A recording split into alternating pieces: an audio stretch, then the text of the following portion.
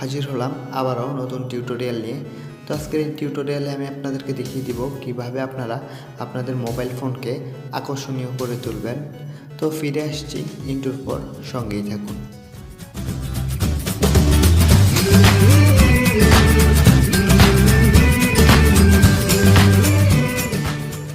Viewer, চলে এসেছি সরাসরি মূল ভিডিওতে। এখন আমি আপনাদেরকে লাঞ্চারটি সেট আপ করা দেখিয়ে দিব।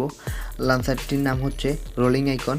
এই রোলিং আইকন লাঞ্চারটির মাধ্যমে আপনি আপনার মোবাইল ফোনটিকে যেদিকে মুভ করবেন সেদিকে আপনার ডিসপ্লেতে থাকা অ্যাপসগুলা মুভ করবে এবং আপনি চাইলে টাচ করে এগুলোকে পপ আপ করাতে পারবেন।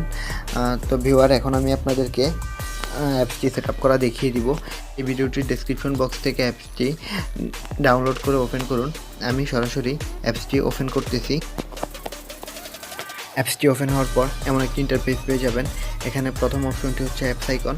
আপনি আপনার ফোনের ডিসপ্লেতে যে অ্যাপসগুলো দেখতে চান সেই অ্যাপসগুলো এখান থেকে সিলেক্ট করে দিন। সিলেক্ট করে ব্যাকে বেরিয়ে আসুন। আপনি যদি চান যে আপনার অ্যাপসগুলোর সাথে ফটো শো করাতে, তাহলে দ্বিতীয় নাম্বার অপশনটিতে চলে যান, ফটো আইকন। ফটো অ্যাড করার জন্য আপনাকে এই প্লাস বাটনে ক্লিক করতে হবে। প্লাস বাটনে ক্লিক করার পর এখান থেকে আপনি ফটো সিলেক্ট করে দিতে হবে। ফটো সিলেক্ট করে দেওয়ার পর এখানে নেক্সটে ক্লিক করবেন। নেক্সটে ক্লিক করার পর ব্যাকে বেরিয়ে আসবেন। এখানে 4 নাম্বার অপশন থেকে আপনি চাইলে ওয়ালপেপার চেঞ্জ করে নিতে পারেন।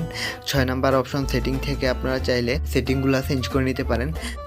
প্রথম অপশনটি অন করার পর এমনভাবে অপশনগুলো শো করলে আপনারা রোলিং আইকনে ক্লিক করে দিন।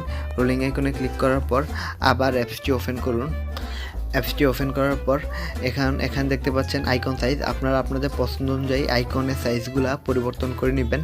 এখানে দেখতে পাচ্ছেন unable fault button, unable wallpaper touch, এই দুটি অপশন আপনারা অফ করে দিবেন।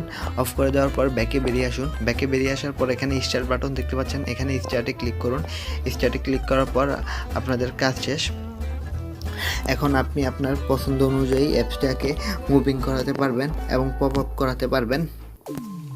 এখন যদি আপনি চান যে এই অ্যাপসটি থেকে একবারে বের হবেন, তাহলে আপনি আবার অ্যাপসটিতে প্রবেশ করতে হবে। অ্যাপসটিতে প্রবেশ করার পর এই সুইচ বাটনে ক্লিক করতে হবে। ক্লিক করার পর এখানে নেক্সটে ক্লিক করলে হবে। ইন্টারফেসটি আসার পর আপনারা স্যামসাং এক্সপিরিয়েন্সে ক্লিক করে দিন, তাহলে আপনার এই অ্যাপসটি স্টপ হয়ে যাবে। তো ভিউয়ার, আজকে এ পর্যন্তই। আশা করি বুঝাতে পেরেছি। ভিডিওটি ভালো লাগলে অবশ্যই লাইক, কমেন্ট এবং শেয়ার করবেন। ভালো থাকবেন। আল্লাহ হাফেজ। আসসালামু আলাইকুম।